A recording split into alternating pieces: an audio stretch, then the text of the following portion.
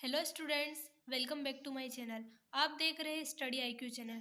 तो आइए बात करते हैं आज के हमारे टॉपिक के बारे में। आज हम बात करते हैं साइंस के ऑब्जेक्टिव, कृषि विज्ञान के महत्वपूर्ण प्रश्न। पहला क्वेश्चन है, जीवन की मूलभूत इकाई क्या है? तो जीवन की मूलभूत इकाई है कोशिका। तो करेक्ट आंसर होगा ऑप्शन ए, कोशिका।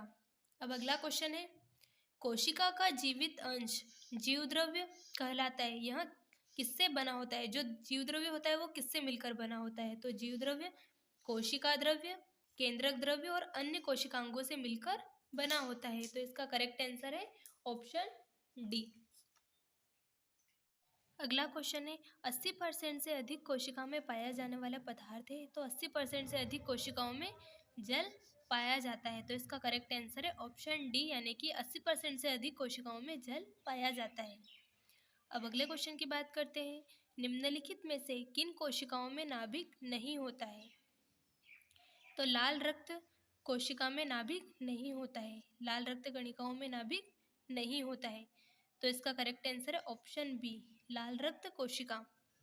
अगला क्वेश्चन है, निम्न में से कौन से कोशिकाओं को आत्मघाती बेग कहा जाता है या फिर आत्मघाती थैली कहा जाता है? तो लाइसोसोम्स कोशिकाओं को आत्मघाती थैली कहा जाता है।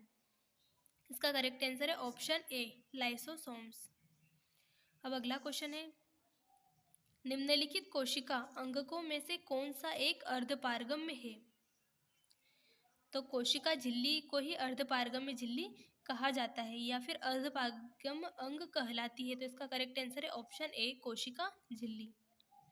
अब अगला क्वेश्चन है, निम्नलिखित में से किसको कोशिका का पावर प्लांट भी कहा जाता है? तो माइटोकॉन्ड्रिया को कोशिका का पावर प्लांट कहा जाता है। तो इसका करेक्ट आंसर होगा ऑप्शन बी, माइटोकॉन्ड्रिया। माइटोकॉन्ड्रिया को कोशिका का पावर प्लांट कहा जाता है।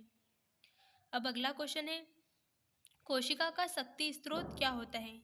तो कोशिका का शक्ति स्रोत भी माइटोकॉन्ड्रिया को ही कहा जाता है। कोशिका का शक्ति स्रोत भी माइटोकॉन्ड्रिया को ही कहा जाता है। तो इसका करेक्ट आंसर होगा ऑप्शन बी, माइटोकॉन्ड्रिया। माइटोकॉन्ड्रिया को कोशिका का शक्ति स्रोत भी कहा जाता है और पावर पॉइंट भी कहा जाता है। अब अगला क्वेश्चन है, निम्नलिखित में से कोशिका का नियंत्रक केंद्र कौन सा है? तो केंद्रक जो होता है इसे कोशिका का नियंत्रक केंद्र कहा जाता है। केंद्रक को कोशिका का नियंत्रक केंद्र कहा जाता है। तो इसका करेक्ट आंसर होगा ऑप्शन ए, केंद्रक। अगला क्वेश्चन है, डीएनए का संबंध जिस अतिमूल प्रोटीन से है उसे क्या कहते हैं? तो डीएनए का संबंध जिस अतिमूल प्रोटीन से उसे हिस्टोन प्रोटीन कहा जाता है। तो इसका करेक्ट आंसर होगा ऑप्शन बी, हिस्टोन प्रोटीन। अब अगला क्वेश्चन है, आरएनए का प्राथमिक कार्य क्या होता है? तो आरएनए का प्राथमिक कार्य होता है प्रोटीनों का संश्लेषण करना। तो इसका करेक्ट आंसर होगा ऑप्शन बी, प्रोटीन संश्लेषण। जो आरएनए होता है उसका पहला प्रमुख कार्य होता है वो प्रोटीन संश्लेषण करना होता है। अब अगला क्वेश्चन है, डीएनए की द्विकुंडलिनी संरचना किसके द्वारा दी गई थी? तो डीएनए की जो द्विकुंडलित संरचना थी वो वाटसन तथा क्रिक के द्वारा दी गई थी। तो इसका करेक्ट आंसर होगा ऑप्शन बी, वाटसन तथा क्रिक। अब अगला क्वेश्चन है, सबसे पहले डीएनए को अलग किसने किया था?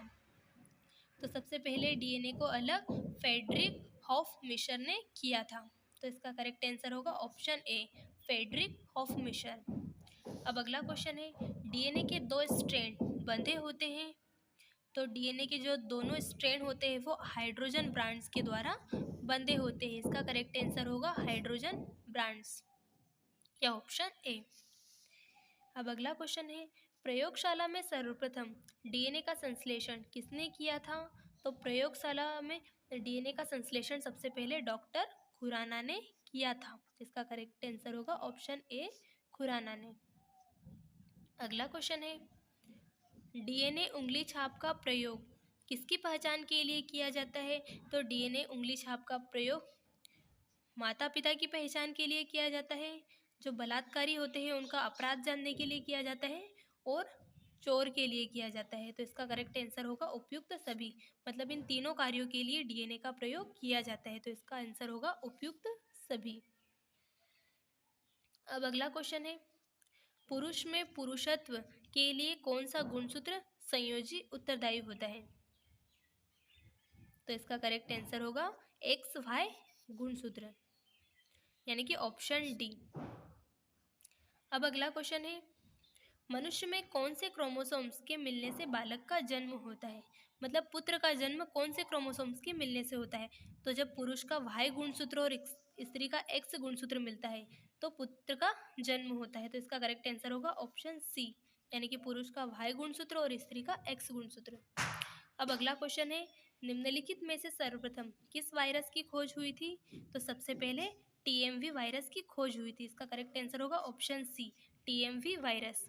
अगला क्वेश्चन है, एड्स मानव प्रतिरक्षाहीनता विषाणु एचआईवी के द्वारा होता है जो है, तो एचआईवी विषाणु क्या है? Retro virus. जो एड्स होता है वो एचआईवी विषाणु के द्वारा होता है, वो विषाणु है रिट्रो वायरस। तो इसका करेक्ट आंसर है ऑप्शन ए, रिट्रो वायरस। अगला क्वेश्चन है, जंतुओं में होने वाली फुट एंड माउथ रोग किसके कारण उत्पन्न होता है? तो जो जंतुओं में फूड और एंड माउथ रोग उत्पन्न होता है वो विषाणु के द्वारा उत्पन्न होता है। इसका करेक्ट आंसर है ऑप्शन डी, विषाणु। अब अगला है, दूध के दही के रूप में जमने का कारण है? तो दूध दही में लैक्टोबैसिलस वायरस के कारण जमता है। तो इसका करेक्ट आंसर होगा ऑप्शन सी, लैक्टोबैसिलस। निम्नलिखित में से कौन सा नाइट्रोजन फ्लिक्सिंग बैक्टीरिया है? तो जो राइजोबियम होता है वो नाइट्रोजन फ्लिक्सिंग बैक्टीरिया होता है। इसका करेक्ट आंसर होगा ऑप्शन बी, राइजोबियम। अगला क्वेश्चन है, अवायवीय स्थिति में जैविक पदार्थ के जीवाणु अपघटन को क्या कहते हैं? तो जो अवायवीय स्थिति में जैविक पदार्थ का जो अपघटन होता है उसे किण्वनीकरण कहते हैं। तो इसका करेक्ट आंसर होगा ऑप्शन ए, यानी कि किण्वनीकरण। अब अगला क्वेश्चन है, जीवों के निम्नलिखित प्रकारों में से छत्रक किससे संबंध है? तो जो छत्रक होता है वो कवक से संबंध रखता है। तो इसका करेक्ट आंसर होगा ऑप्शन सी, कवक। अब अगला क्वेश्चन है, ईस्ट एक है, मतलब ईस्ट क्या है? तो ईस्ट को कवक भी कहा जाता है, ईस्ट एक कवक है। इसका करेक्ट आंसर होगा ऑप्शन बी, या कवक। अब अगला क्वेश्चन है, निम्न में से किसे बडिंग के माध्यम से तैयार किया जाता है? तो यीस्ट जो होता है मतलब टूटने की जो बडिंग, मतलब जो टूटने की प्रक्रिया होती है, तो यीस्ट को बडिंग के माध्यम से तैयार किया जाता है। इसका करेक्ट आंसर है ऑप्शन सी, यीस्ट। अगला क्वेश्चन है, पेनिसिलिन का आविष्कार किसने किया था? तो पेनिसिलिन का आविष्कार अलेक्जेंडर फ्लेमिंग ने किया था। पेनिसिलिन का आविष्कार अलेक्जेंडर फ्लेमिंग ने किया था। इसका करेक्ट आंसर है ऑप्शन बी, अलेक्जेंडर फ्लेमिंग।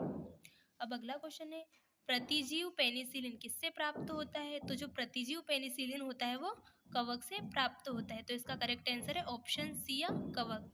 प्रतिजैविक पेनिसिलिन कवक से प्राप्त किया जाता है। अगला क्वेश्चन है, एल्फा विष किससे बनते हैं? तो जो एल्फा विष होते हैं वो कवक से मिलकर बनते हैं। तो इसका करेक्ट आंसर है ऑप्शन ए, या कवक। अब अगला क्वेश्चन है, खुजली का रोग इसके बीच का कारण निम्नलिखित में से कौन सा है? तो जो खुजली का रोग होता है वो कवक के कारण उत्पन्न होता है।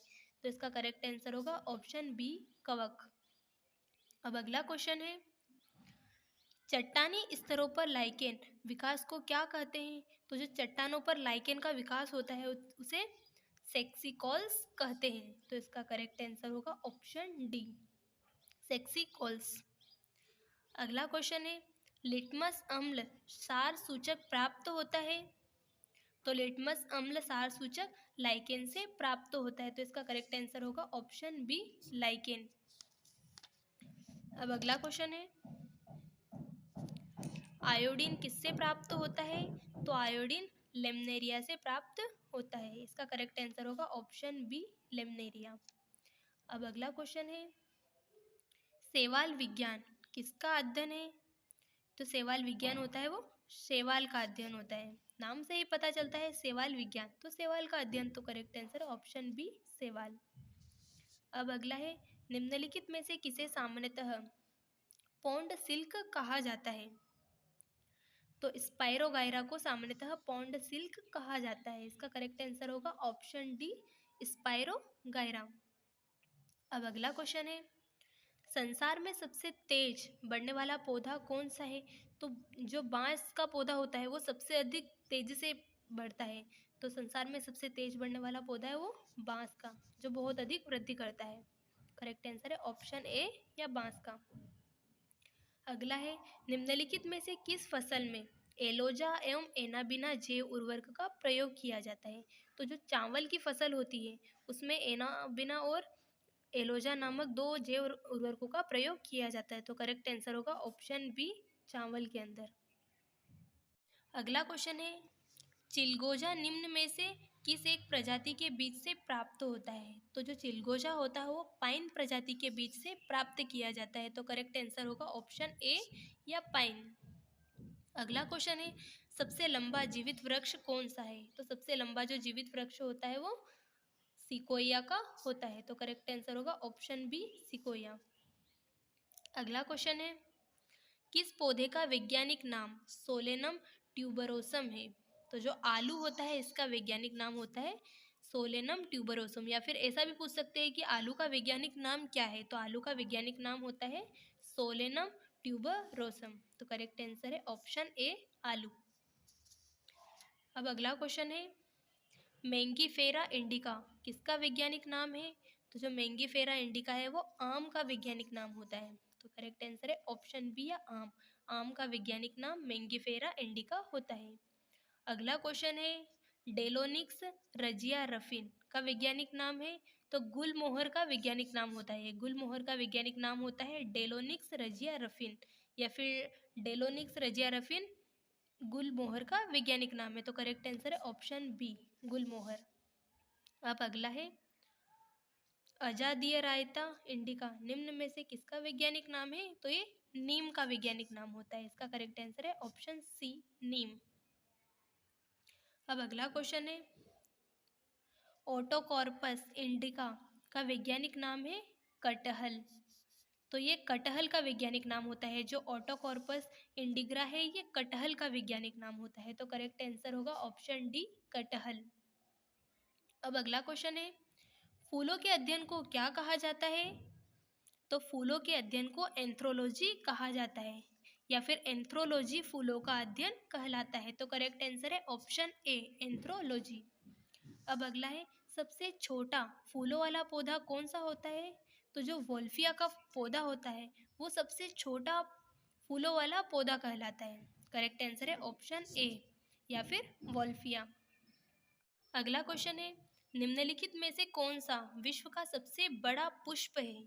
जो संसार का सबसे बड़ा पुष्प होता है वो होता है रेफ्लेशिया का पौधा, या फिर रेफ्लेशिया का पुष्प। तो करेक्ट आंसर है ऑप्शन सी या रेफ्लेशिया। अब अगला क्वेश्चन है, हवा के परागण या पोलिनेशन को क्या कहा जाता है? तो हवा के परागण को एनिमोफिली कहा जाता है। तो करेक्ट आंसर है ऑप्शन सी, एनिमोफिली। अब अगला क्वेश्चन है, पक्षियों द्वारा परागण की प्रक्रिया को क्या कहा जाता है? तो पक्षियों द्वारा परागण की प्रक्रिया को ऑर्निथोफिली कहा जाता है। तो करेक्ट आंसर है option B, ornithophily. I hope आज का आपको वीडियो पसंद आएगा।